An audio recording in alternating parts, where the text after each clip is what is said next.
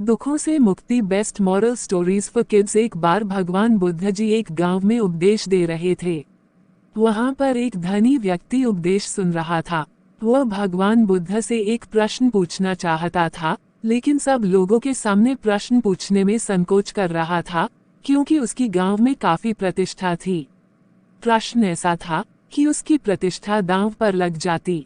उपदेश खत्म होने के बाद जब सब लोग चले गए तब उसने बुद्ध के सामने हाथ जोड़कर प्रश्न पूछा, प्रभु मेरे पास सब कुछ है, धन दौलत प्रतिष्ठा, किसी भी चीज की कोई कमी नहीं है, लेकिन मैं खुश नहीं हूँ। खुश रहने का राज क्या है? मैं जानना चाहता हूँ कि हमेशा खुश कैसे रहना चाहिए।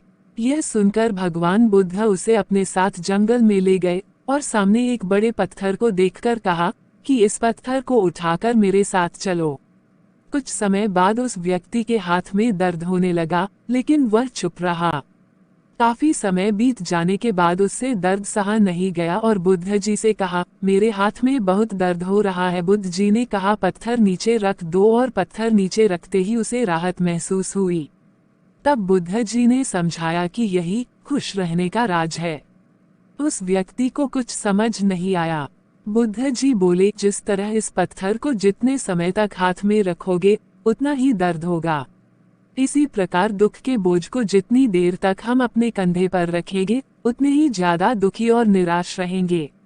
यदि व्यक्ति खुश रहना चाहता है तो उसे दुख के पत्थर को जल्द से जल्द नीचे रखना सीखना होगा। मित्रों, हम सब यही करते हैं कि अपने जीवन में दुख के बोझ को ढोते रहते हैं।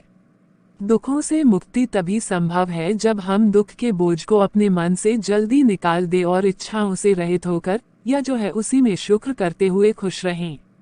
याद रखिए, प्रत्येक पल अपने आप में नया है और जो पल बीत चुका है उसकी कड़वी यादों को मन में संजोकर रखने से बेहतर है कि हम अपने वर्तमान के पल का पूरी तरह से आनंद उठाएं।